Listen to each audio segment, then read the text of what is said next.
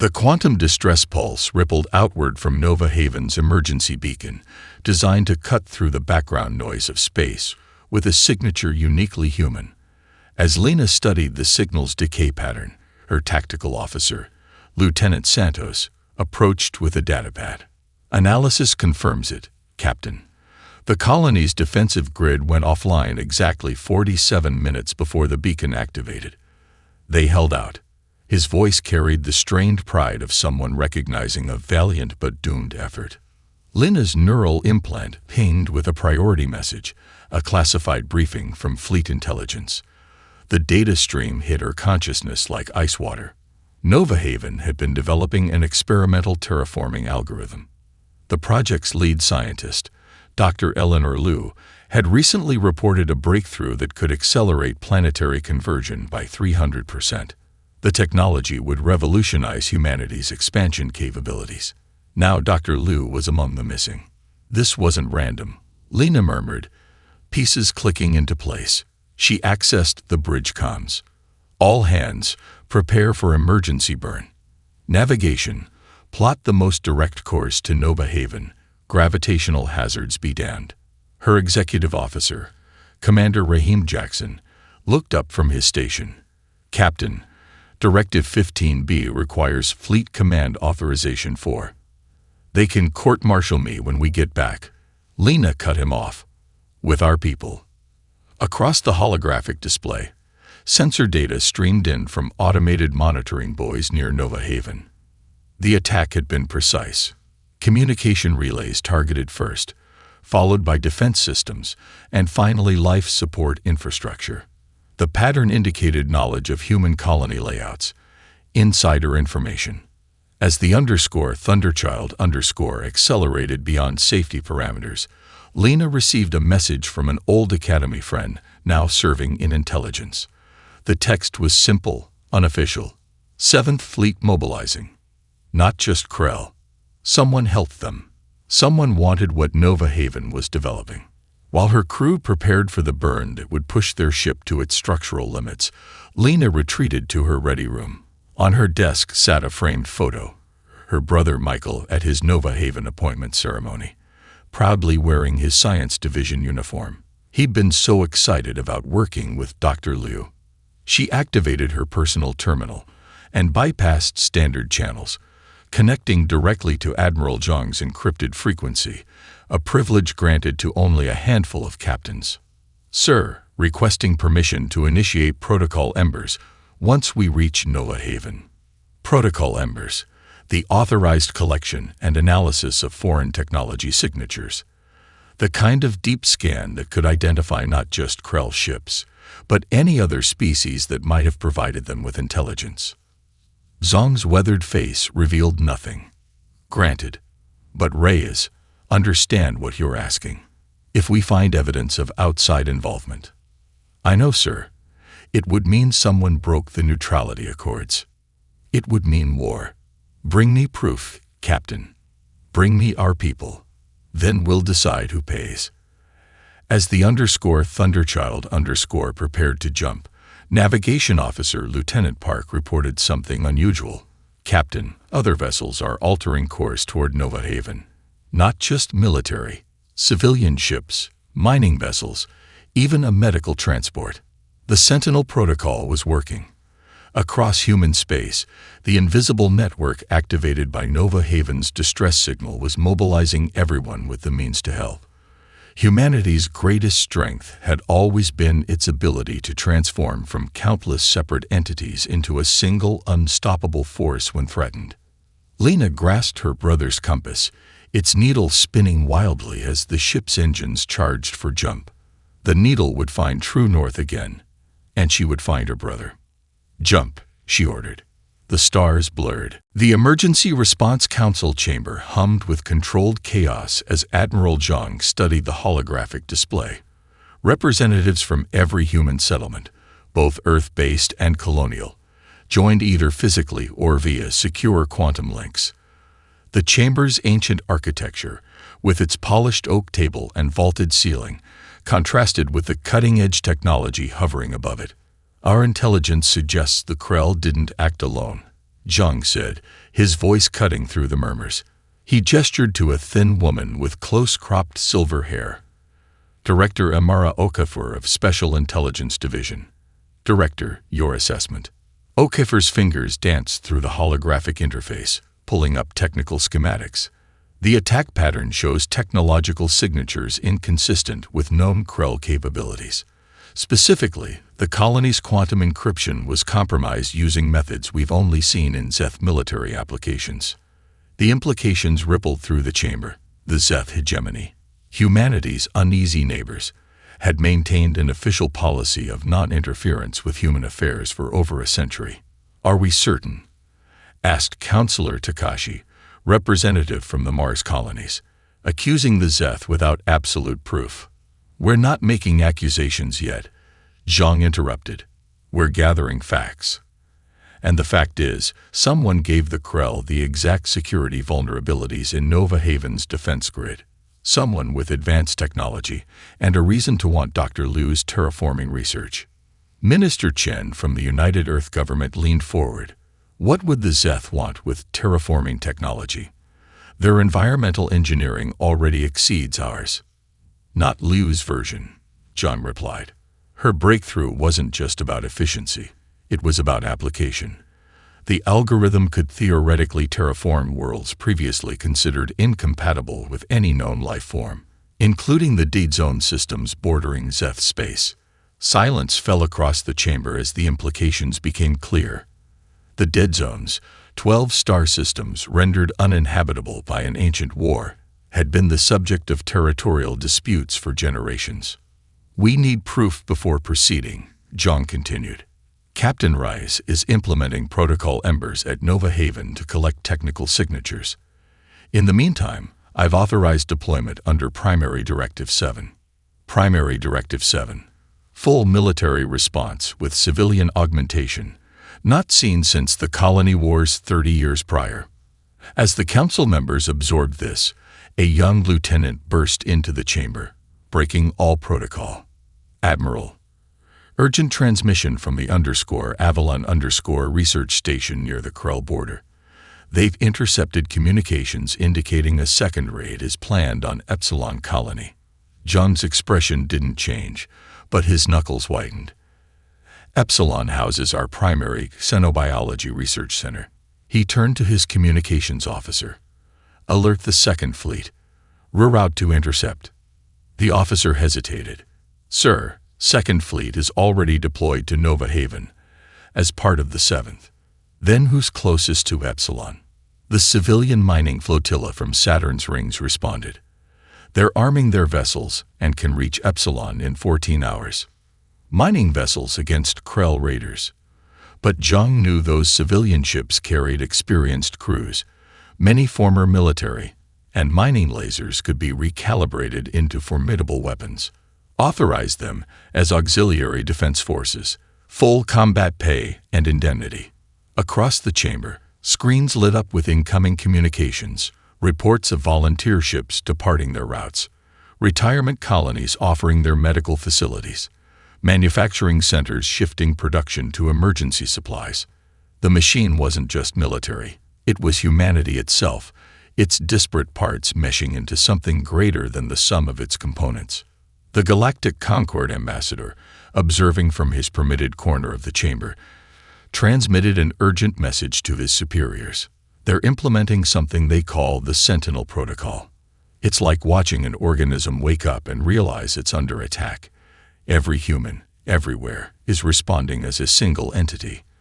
I've never seen anything like it. Zhang studied the holographic display showing ship movements across human space, a convergence toward Nova Haven, and a secondary force moving to protect Epsilon. Director Okafor, he said quietly. Activate the Whisper Network. I want to know who's helping the Krell and why. And I want our agents in place when we find them. The machine was awake now, and it was hungry for answers. The holographic reconstruction of Nova Haven's attack played in eerie silence on the Thunderchild's bridge.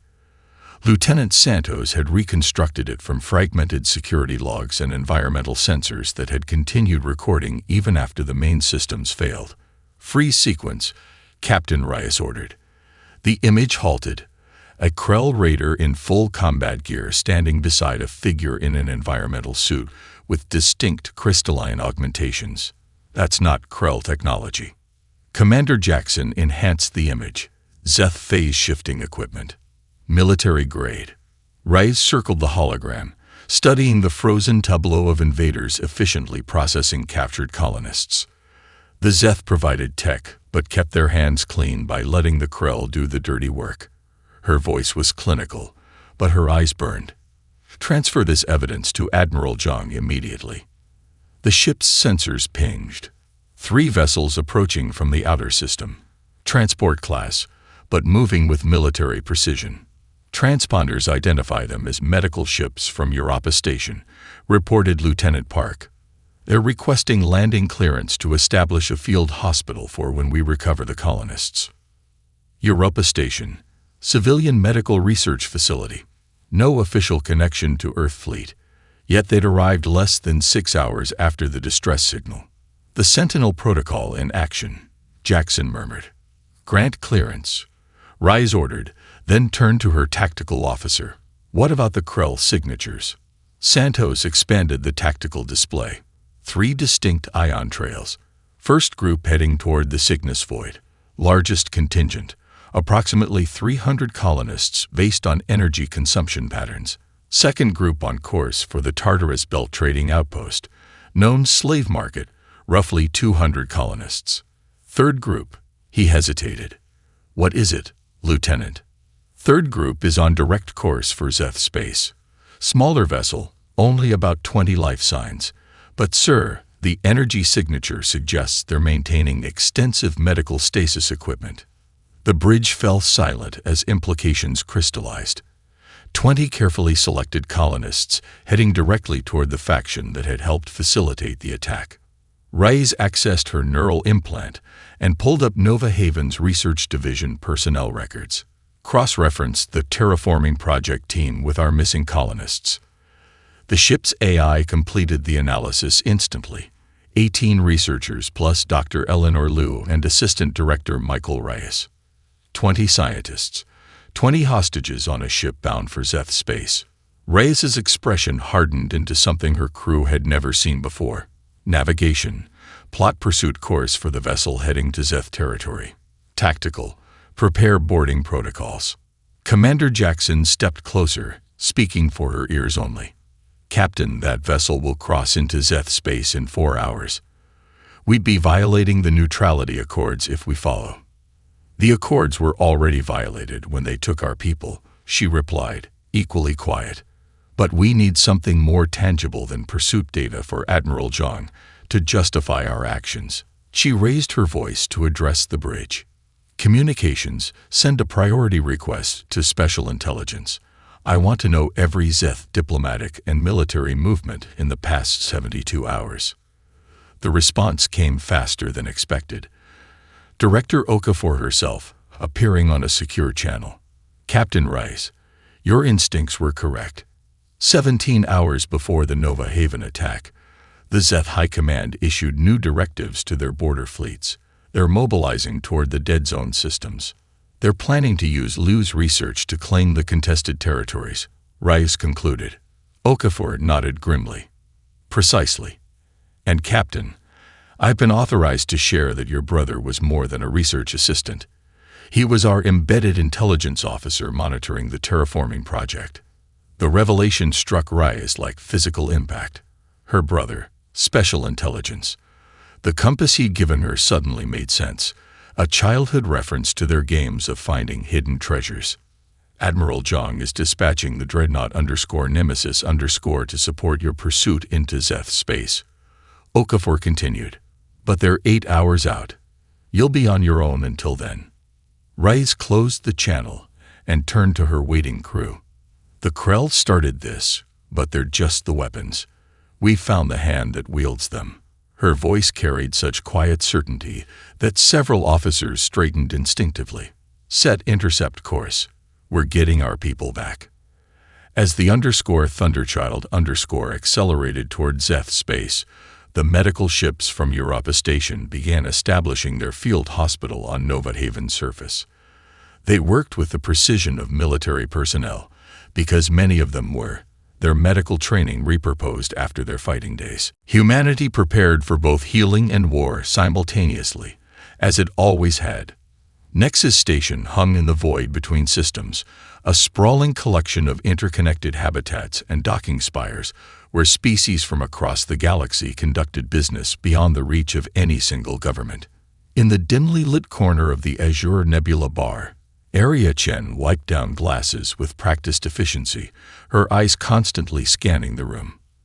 The Krell informant, a scared mercenary who called himself Drav, sat at his usual table, unaware that his every word was being recorded by microscopic whisper tech embedded in the synthetic wood.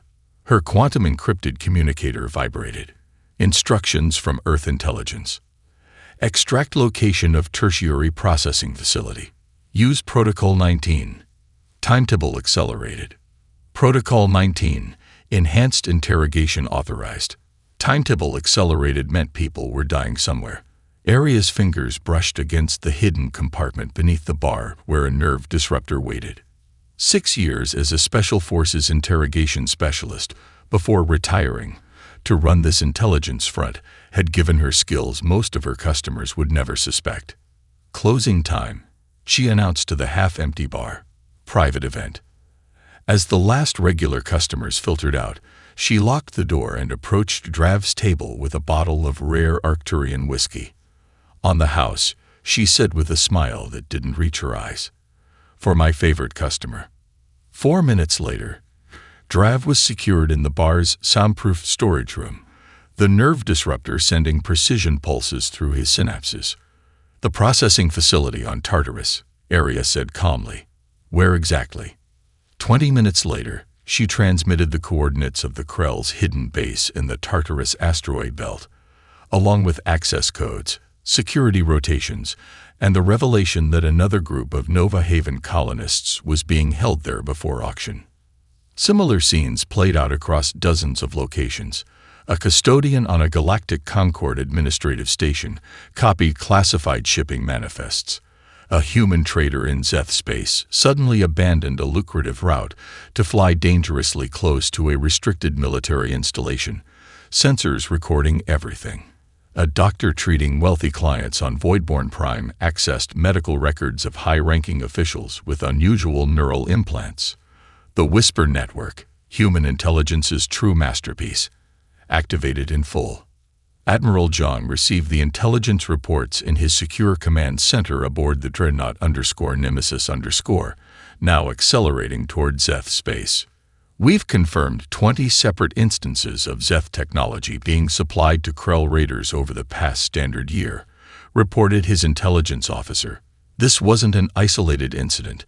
It was an escalation of an ongoing operation. Zhang studied the star chart, where human assets were marked with pulsing blue indicators, and the Tartarus facility. Strike team assembled from civilian contractors already in the sector. Former colonial Marines, now working security for mining operations. They'll hit the facility in 6 hours, coordinated with Captain Rice's operation in Zeth space. Civilian contractors, Zhang repeated. The lines between military and civilian operations had always been blurry in human space, a deliberate strategy. When everyone was potentially a soldier, enemies could never be certain where the true threat lay. His strategic officer looked up from her console. Admiral, we've received communication from the Galactic Concord. They're demanding explanation for the mobilization of human forces across neutral territories. Tell them we're conducting emergency rescue operations following a terrorist attack on our sovereign colony. They're requesting details of our intelligence regarding Zeth involvement. Zhang's expression remained impassive. Inform them that evidence will be presented at the appropriate time. For now, our priority is recovering our citizens. The strategic officer hesitated. Sir, the Voidborn Collective has moved their crystalline destroyers to the edge of the conflict zone. They're positioned to intervene. To assist the Zeth or maintain neutrality. Unknown, sir. Zhang considered the delicate balance of galactic politics. The Voidborn, with their collective consciousness spread across crystalline networks, had always been unpredictable allies. Their technology was coveted by all major powers, and they maintained careful neutrality through strategic ambiguity. Send them our rescue parameters, Zhang decided. Make it clear we're only targeting those directly involved in the abduction. If they want to observe, they're welcome to, from a safe distance. His communication officer interrupted. Sir, urgent transmission from Epsilon Colony. The civilian mining flotilla engaged Krell raiders attempting to breach the research station's defenses. Casualties: 3 mining vessels destroyed. But they repelled the attack. The Krell weren't expecting armed resistance from civilian ships. Zhang allowed himself a small smile. The Sentinel Protocol was working exactly as designed, humans everywhere becoming an extension of their collective defense. Not through central command, but through distributed initiative and shared purpose. His tactical officer looked up from her station. Admiral, the _Thunderchild_ has reached the border of Zeth space. Captain Reyes is requesting final authorization to cross. Zhang's expression hardened. Authorization granted. Weapons free. The Shadow War was about to step into the light. The broadcast of the executions reached the _Thunderchild_ as it crossed into Zeth territory. Lieutenant Santos cut the feed after the 3rd colonist fell, but Captain Reyes ordered it restored. We watch, she said quietly. We remember who they were. Dr. Sarah Chen, astrophysicist. Dr. Mahmoud Abbas, botanical genetics. Dr. Imani Okoro, atmospheric composition specialist. The names and faces of the scientists executed by Warlord Vexkar burned into the crew's memory as they pushed deeper into forbidden space. When the broadcast ended, Reyes addressed her crew. They believe this will deter us. They're wrong. Her voice remained steady. What they've done instead is remove all constraints on our response. The moment of silence that spread across human networks was coordinated by the Sentinel Protocol's emergency broadcast system. 58 seconds, 1 for each year of human interstellar presence. When communication resumed, something fundamental had changed. On the _Thunderchild_, Commander Jackson approached Reyes with a datapad. Captain, incoming transmission from Admiral Zhang. Weapons Protocol Delta has been authorized. Delta, tactical nuclear ordnance. The kind of weaponry not deployed since the colony wars. The kind that violated 16 separate interstellar treaties. Acknowledged, Reyes said. But we won't need it. Jackson looked confused. Captain. The Krell and their Zeth handlers made a fundamental miscalculation, she explained, eyes fixed on the tactical display, showing their approach to the fleeing vessel. They assumed we would respond with overwhelming force. That's what they prepared for. That's why they're broadcasting executions, to justify their defensive posture to the galactic community. She gestured to the engineering station. Chief Meta, status of the phase match emitters. The chief engineer looked up from his console.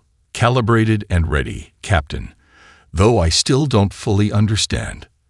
The Zeth developed phase-shifting technology for their ships and installations, Reyes said. We've been studying it for years, and now we have an opportunity to test our countermeasures. Understanding dawned on Jackson's face. You're planning to neutralize their technological advantage. Exactly. When we catch that ship, they'll expect us to either destroy it or attempt a conventional boarding action. Either way, they've likely rigged the colonists with dead-man switches. What they won't expect is for us to phase-match their shields and selectively extract our people without firing a shot. Reyes turned to her communications officer. Transmit our intentions to Admiral Zhang and prepare a tight beam message to Director Okafor. I want every piece of intelligence on the Zeth officers commanding that vessel. On Earth, Marcus Donovan stood before his company's assembled department heads, his niece's execution still replaying in his mind. Dr. Sarah Chen had been brilliant. a rising star in astrophysics who had chosen Nova Haven over a prestigious position at his corporate research division because she believed in the colony's mission. Effective immediately, he addressed the room. Donovan Industries is converting all production facilities to support Earth fleet operations. Our private security forces and vessels are hereby transferred to Admiral Zhang's command. His CFO started to object, but Donovan continued without pause. Our asteroid mining equipment has applications beyond resource extraction. His voice carried deadly certainty. Those borer drones we developed for penetrating iron-nickel asteroids. They work just as efficiently against Krell hull plating. The orbital manufacturing facilities under his control represented nearly 20% of Earth's industrial capacity. With a single executive decision, one of humanity's largest corporations became an extension of its military arm. Similar scenes played out across human space. The Epsilon Research Consortium opened their classified archives to military intelligence. The Mars Colonial Authority diverted water shipments to support fleet operations. Retired military officers reported for duty, bringing decades of experience back into service. In the Tartarus Belt, the civilian contractors, former colonial Marines now working security for mining operations, prepared their assault on the Krell processing facility. Their leader, Major Helena Ortiz, retired, studied the facility schematics obtained through the Whisper network. Quick and clean, she told her team. We go in through the ventilation system, neutralize security, and extract our people before they know what hit them. One of her team, a grizzled veteran of 3 colonial conflicts, checked the charge on his plasma cutter, just like Proxima IV. Ortiz allowed herself a grim smile, just like Proxima IV. Proxima IV, where 12 civilians with mining equipment had rescued 300 hostages from a pirate stronghold. The mission that had become standard training for colonial security forces. The Krell were about to learn why humans were feared throughout the galaxy, not for their technology or their numbers, but for their ability to transform civilian expertise into devastating military effectiveness at a moment's notice. The radiation alarms blared across the _Thunderchild_ as they pushed deeper into the Cygnus void. Outside the reinforced viewports, reality itself seemed to warp and bend around stellar fragments torn apart by competing gravitational forces. No navigational computer could plot a safe course through this cosmic graveyard. The variables changed too quickly, too unpredictably. Shields failing on decks 7 through 12, reported Chief Engineer Meta, his dark hair now streaked with gray from radiation exposure despite the protection of the ship's systems. Rerouting power from non-essential systems. On the bridge, the crew rotated through shield control in precisely timed shifts, manually adjusting the protective energy barriers that kept them alive. Their neural implants, boosted by military-grade stimulants, processed data faster than standard human reaction time should allow. Captain Reyes, on her 4th consecutive shift at shield control, ignored the blood seeping from her nose, a side effect of the neural enhancements pushing beyond safe limits. Status of target vessel. Lieutenant Park checked the long-range sensors. Still on projected course, Captain. They're using the gravitational distortions as cover, but they don't appear to be making manual adjustments. They're relying on automated systems. The Krell vessel carrying the largest group of Nova Haven colonists had flowed into the Cygnus void, assuming pursuit was impossible. They hadn't counted on human determination overriding self-preservation instincts. They're following a pre-calculated route, Commander Jackson realized. That's why their course is so predictable despite the chaos.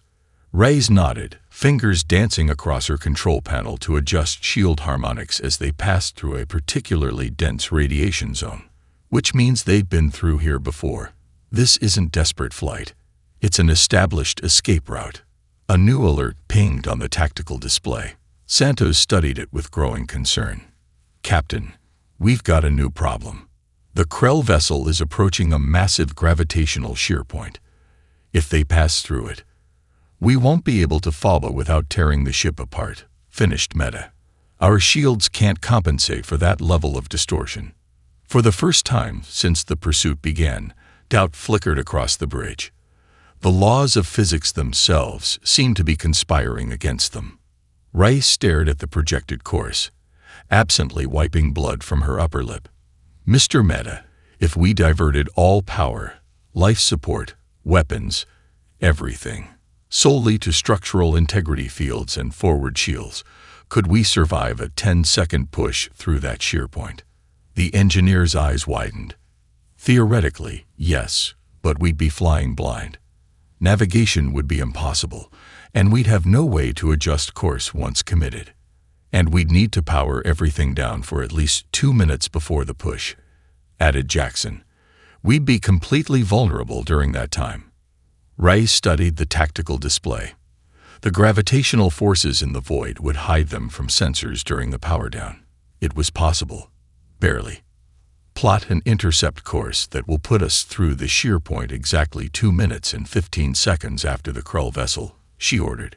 Calculate exactly where they'll emerge on the other side. Jackson looked troubled. Captain, regulations specifically prohibit. We're well past regulations, Commander. She cut him off. Begin power down sequence in 3 minutes. All hands to emergency stations. As the crew prepared for the dangerous maneuver, Reyes opened a secure channel to her ready room. Recording a brief message took only moments. Final coordinates, tactical assessment, and a personal note to Admiral Zhang. If they didn't survive the push, at least the _Nemesis_ would know where to find the Krull facility. Across the void on the Krull vessel, Warlord Vexkar received troubling news from his sensor operator. The human ship is still following us, the subordinate reported, mandibles clicking with anxiety. They've maintained pursuit through radiation levels that should have killed them. Vexkar studied the sensor readings with disbelief. Impossible. Their shields should have failed hours ago. They're manually adjusting shield harmonics to compensate for the radiation fluctuations, the operator explained. They're rotating their crew through control stations in short bursts to prevent neural degradation. No species would sacrifice their own well-being to this extent, Vexkar insisted. The physiological damage they're enduring will be permanent, finished his second-in-command. And yet they continue. For the first time in his long career of raiding across the galaxy, Vexkar felt something unfamiliar, a creeping dread that he had miscalculated in a fundamental way. The humans weren't just coming for their people, they were willing to destroy themselves in the process. His gaze drifted to the cargo hold indicators, where the stasis pods containing the human colonists registered stable life signs. The Zeth had paid handsomely for these specific specimens, particularly the scientists with knowledge of the terraforming algorithm. But no payment was worth facing whatever was pursuing them through the impossible void. Prepare to jettison the cargo once we clear the gravitational shear, he ordered. The Zeth will have to find their specimens elsewhere. His second-in-command hesitated. The payment will mean nothing if we're dead, Vexkar snapped. The humans want their people back. Fine. Perhaps it will satisfy them enough to end this pursuit. Little did he know that the Thunderchild was already powering down, preparing for the desperate push that would bring them through the gravitational shear on a collision course with his vessel. Human mercy was now the Krell's only hope of survival. Admiral Zhang stood before the assembled representatives of the Zeth hegemony and Voidborn Collective in the neutral conference chamber aboard the diplomatic vessel _Concordia_. Behind him, holographic displays showed real-time tactical data from 3 separate theaters of operation. The Sickness Void, the Tartarus Belt, and the approach to the newly identified Krell homeworld. Gentlemen, Zhang addressed them, his weathered face revealing nothing of the exhaustion from 36 hours without sleep. I'll be direct. We know the Zeth provided technology and intelligence to the Krell for their attack on Nova Haven. We know why. Dr. Liu's terraforming breakthrough would have given humanity a decisive advantage in colonizing the Dead Zone systems. The Zeth ambassador, Rental, maintained the impassive expression typical of his species. These are serious accusations, Admiral. Perhaps you have evidence to share. Zhang activated a holographic projection. Forensic data from Nova Haven appeared, molecular signatures, energy residue analysis, and most damning, fragments of Zeth phase-shifting technology recovered from the colony. This is circumstantial, Rental dismissed. Krell raiders could have acquired our technology through numerous channels. Perhaps, Zhang conceded. But this isn't. The hologram shifted to show intercepted communications between Zeth military command and Krell vessels, decoded by Earth intelligence. The timestamps matched perfectly with the Nova Haven attack. For the first time, Rental's composure faltered. These could be fabricated. They could be, Zhang agreed, which is why I haven't shared them with the Galactic Concord. Yet. He paused, letting the implicit threat hang in the air. But that's not why I've asked for this meeting. The Voidborn representative, a crystalline entity named Prismatic Resonance, shifted slightly, the movement sending rainbow refractions across the chamber. You seek allies against the Krell, its translation device intoned. Yet you threaten exposure of the Zeth. Curious strategy. Not allies, Zhang corrected. Partners in a specific operation. He expanded the tactical display showing the Krell homeworld, a heavily fortified planet that had remained hidden from the galaxy for centuries. We've located their central world. We have reason to believe our remaining colonists are being held there as final leverage. Rental's eyes narrowed. How did you find it? That's not relevant to this discussion, Zhang replied smoothly. What matters is our proposal. The Admiral outlined the plan. A joint operation combining Zeth stealth technology, Voidborn phase-shifting capabilities, and human tactical expertise to extract the hostages without triggering the Krell's dead man protocols. And why would we assist you? Rental asked, though his tone suggested he already knew the answer. The Zeth participate, and the evidence of your involvement never reaches the Galactic Concord, Zhang stated simply. The Voidborn participate, and humanity grants exclusive mining rights to 3 neutron stars in the Perseus Arm, including unrestricted access to the exotic matter forming in their cores. Prismatic Resonance's crystalline structure pulsed with internal light, the Voidborn equivalent of intense interest. Exotic matter sources of that magnitude would advance our cosmic lattice research by centuries. And in return, we receive what exactly? It was now asking the question Rental was too proud to voice. Knowledge of the Krell homeworld's location and defensive capabilities, Zhang answered. After our operation concludes, both your governments will be free to address the Krell threat as you see fit. The implication was clear. Once the humans had their people back, they would step aside and allow the Zeth and Voidborn to eliminate a mutual enemy that had plagued the galaxy for generations. Rental and Prismatic Resonance exchanged glances. We will require details of your extraction plan, the Zeth ambassador finally said. On the Krell homeworld, in a high-security facility buried beneath the capital city, Dr. Eleanor Liu worked feverishly to sabotage her own research. The Krell and their Zeth handlers had forced her to recreate her terraforming algorithm, but they hadn't noticed the subtle flaws she was introducing into the code. Next to her, Michael Rice, Captain Lena Rice's brother and the embedded intelligence officer, continued his act as a terrified research assistant while surreptitiously gathering intel on the facility's layout. Through a nearly imperceptible subdermal implant, he was mapping every corridor, identifying guard rotations, and locating the other colonists. They're planning to test the algorithm on a dead zone world within 48 hours, Liu whispered while pretending to adjust a calculation. If it works, they'll kill us. It won't come to that, Michael murmured back. My sister will come for us. Liu glanced nervously at their Zeth overseer, currently distracted by a communication device. How can you be so certain? We're on their homeworld. No one even knows it exists. Michael allowed himself the faintest of smiles. Because I activated my tracking beacon the moment we landed. Standard intelligence protocol. Emergency beacons built directly into our DNA markers. You can remove the subdermal implants, but not the genetic signature itself. Liu's eyes widened. "You've been broadcasting our location to Earth fleet since we arrived." "Not broadcasting," he corrected. "Releasing genetic markers into the atmospheric filtration system. The markers break down quickly, but not before releasing a quantum-entangled signal that can't be blocked or traced." For the first time since their capture, hope flickered across Lou's face. "So they know where we are." "They've always known," Michael confirmed.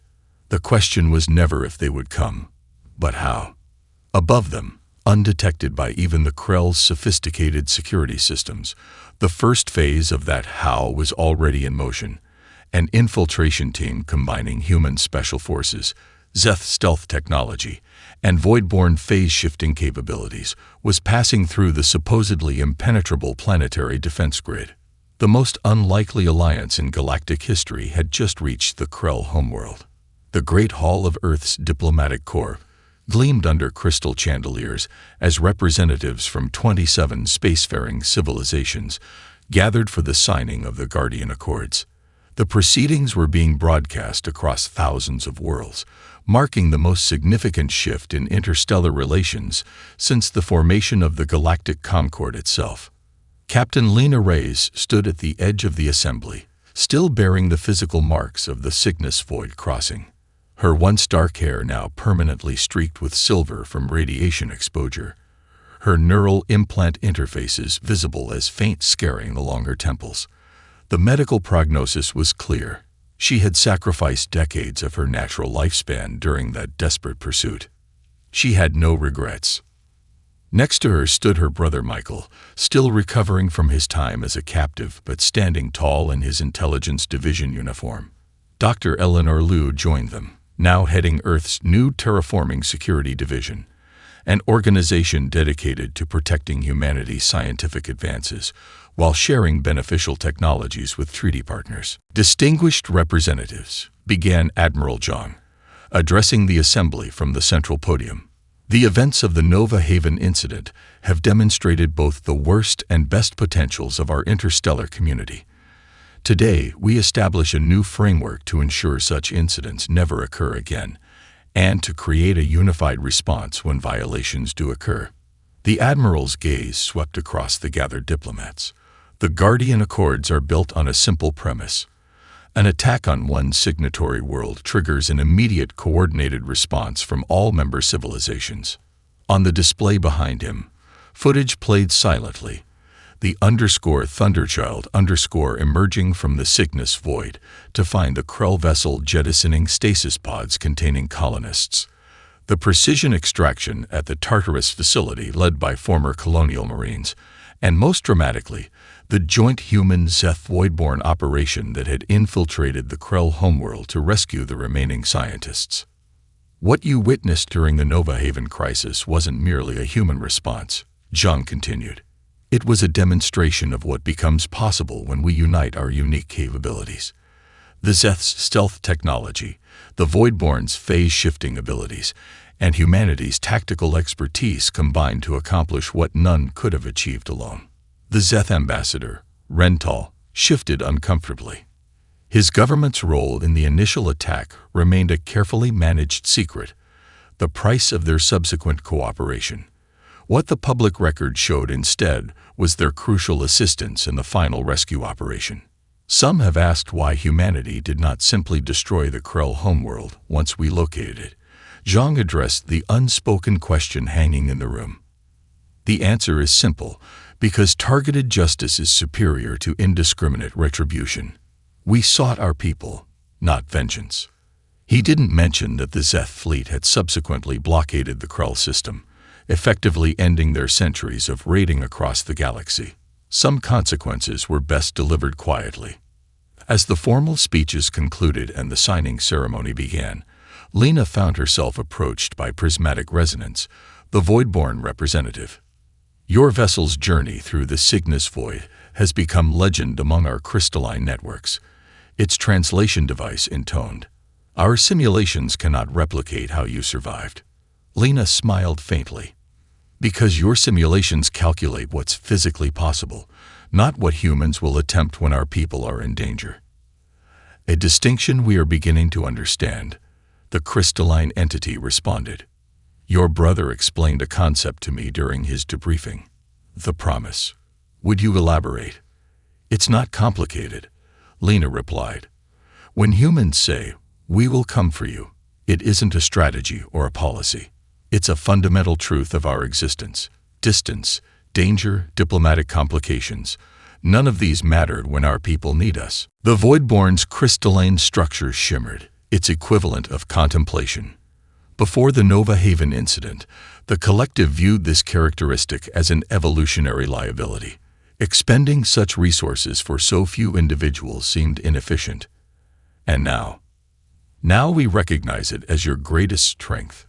You transform individual survival instinct into collective action without sacrificing autonomy. It is uniquely effective.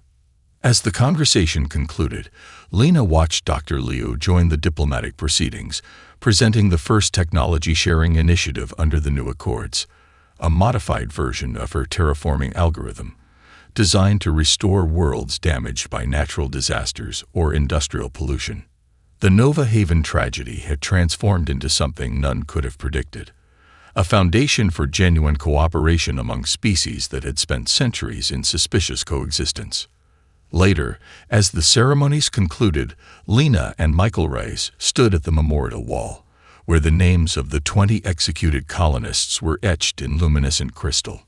Michael placed their father's antique compass at the base of the wall. "Think this will last?" he asked quietly, gesturing toward the diplomatic proceedings still visible through the grand archway. Lena considered the question. The Accords? Maybe. Alliances shift, politics evolve. But what will last is what everyone learned about humanity. Which is, that distance means nothing to us.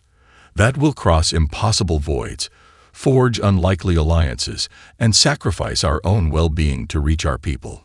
She touched the silver streaks in her hair, permanent reminders of the radiation she'd endured. And that will do it again without hesitation. Around them, the newly formed Guardian Response Force, a multinational, multi-species rapid reaction unit, prepared for its first training exercise. Former adversaries now practiced joint operations, sharing techniques and technologies that had been closely guarded secrets mere months ago. On countless worlds across the galaxy, automated monitoring stations now carried a new emergency frequency, one dedicated specifically to distress calls requiring immediate intervention. The signal that had once been unique to humanity now belonged to the galaxy. And yet, in private conversations across 1,000 diplomatic missions, new instructions were quietly added to first contact protocols and cultural briefings for species yet to encounter humans. When they say they will come for their own, believe them, and whenever possible, ensure you are never the reason they must prove it.